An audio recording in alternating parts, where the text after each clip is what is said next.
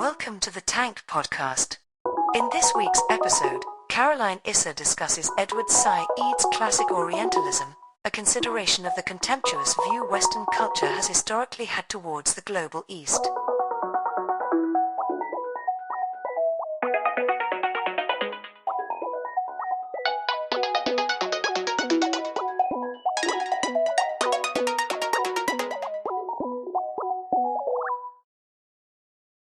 Hello, I'm Caroline Issa, coming to you with another edition of super important books we read so you don't have to.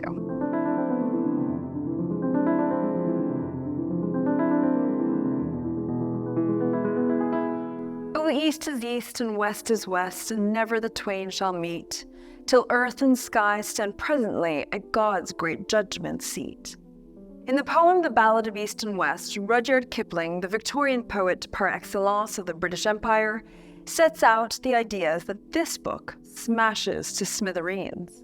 Orientalism is a book by Palestinian academic Edward W. Said, published in 1978, in which he defines the term Orientalism as a critical concept to describe the West's commonly contemptuous depiction and portrayal of the East, i.e., the Orient. The image of the East, shimmering in the Western imagination, is often shrouded in exotic haze.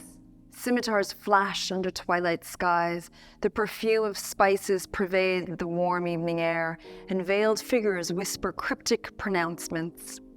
But beneath this alluring mirage lies the deliberate construction of a binary opposition between the East and the West, crafted by centuries of Western thought. As Said makes clear, an apparently aesthetic othering serves to dehumanize. As he writes, quote, Arabs, for example, are thought of as venal lechers whose undeserved wealth is an affront to real civilization.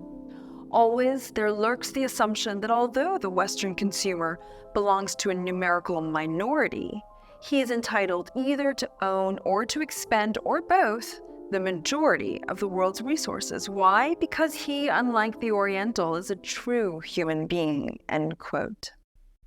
As Said shows, the binary between East and West isn't just a neat categorization. It's a power play. It's a system of thought that positions the West as rational, dynamic, and civilized, while simultaneously casting the East as static, sensual, and irrational. This stark contrast, meticulously woven into the fabric of Western knowledge, serves multiple purposes.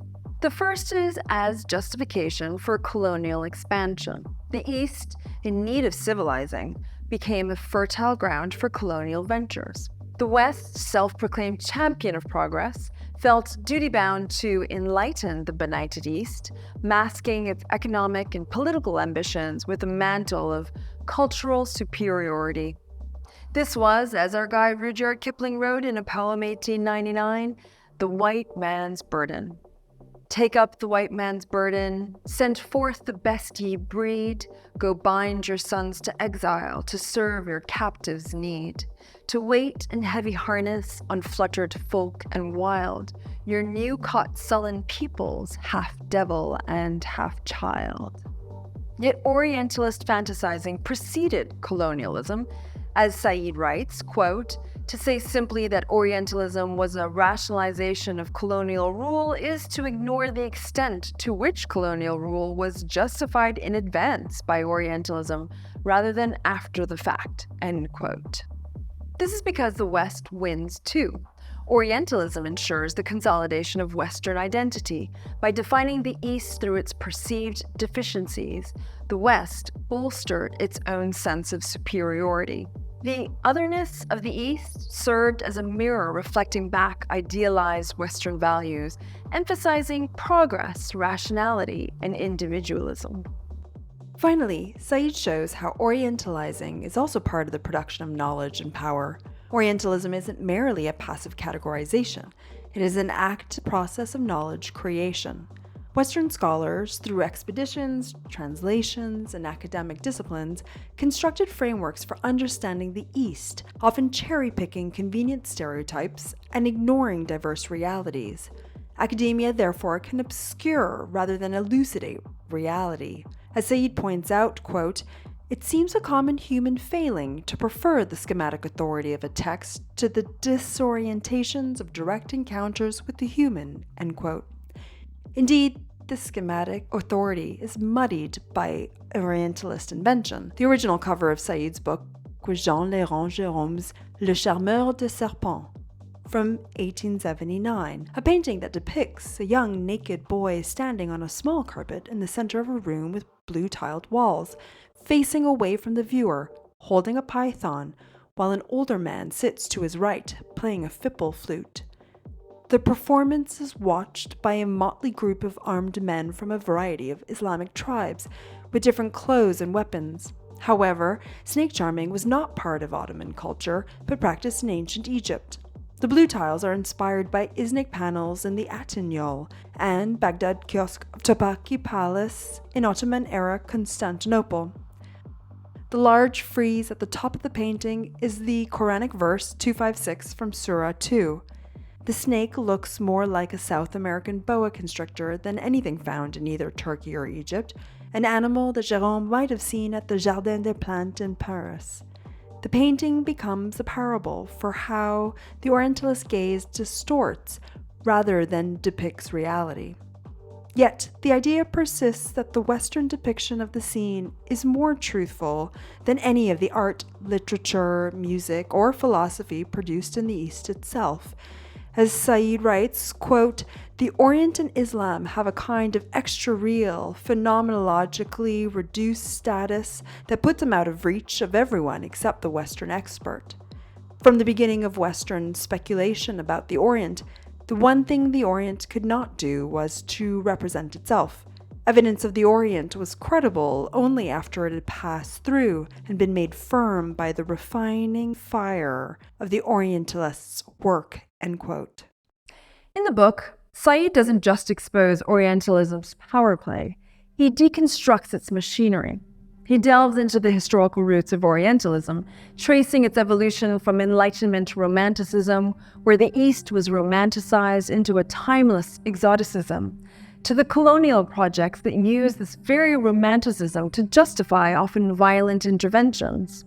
He dissects how academic disciplines like philology and literature become unwitting tools of Orientalism, producing knowledge that was filtered through pre-existing biases and essentializing narratives. Quote, "It is above all a discourse that is by no means in direct corresponding relationship with political power in the raw, but rather is produced and exists in an uneven exchange with various kinds of power, shaped to a degree by the exchange with power political, as with a colonial or imperial establishment, power intellectual, as with reigning sciences like comparative linguistics or anatomy, or any of the modern policy sciences, power cultural, as with orthodoxies and canons of taste, text, values, power moral, as with ideas about we do and what they cannot do or understand as we do. Indeed, my real argument is that Orientalism is and does not simply represent a considerable dimension of modern political intellectual culture, and as such has less to do with the Orient than it does with our world," end quote.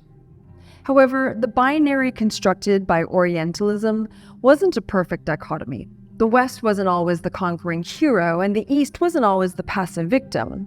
Said acknowledges the fluidity and internal contradictions within both categories, highlighting how Eastern cultures influenced and challenged Western notions of self. He points to the intellectual exchanges, artistic cross-pollination, and resistance movements that arose in response to Western domination, demonstrating the interconnectedness and complexity of the relationship between East and West. But the legacy of Orientalism continues to cast a long shadow. Today, we see its traces or downright reproduction in media representations and political rhetoric, and the stakes are high. Underlying all of Said's work is the human cost of this binary. By homogenizing the East and reducing its vast cultures and histories to a set of predictable tropes, the West generates the essential conditions for violence. To undo Orientalist thought and action requires looking at the blurriness of borders, and boundaries instead of the clean fascistic lines that denote us and other.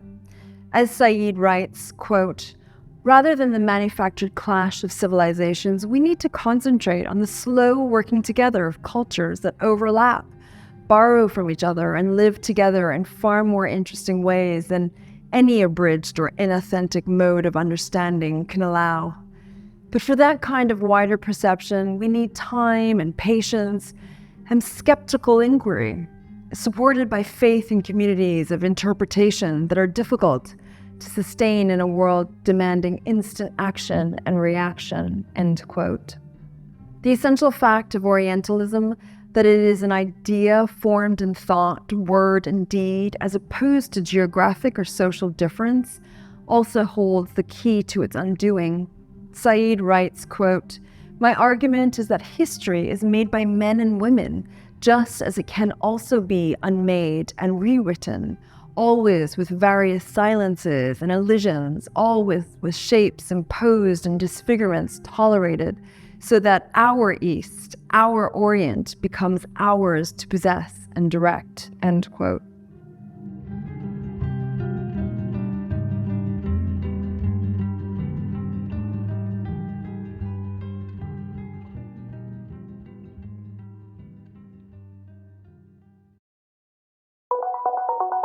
To hear more podcasts from Tank, you can subscribe on all major podcast platforms or follow us on SoundCloud. The theme music for this podcast is by Himera.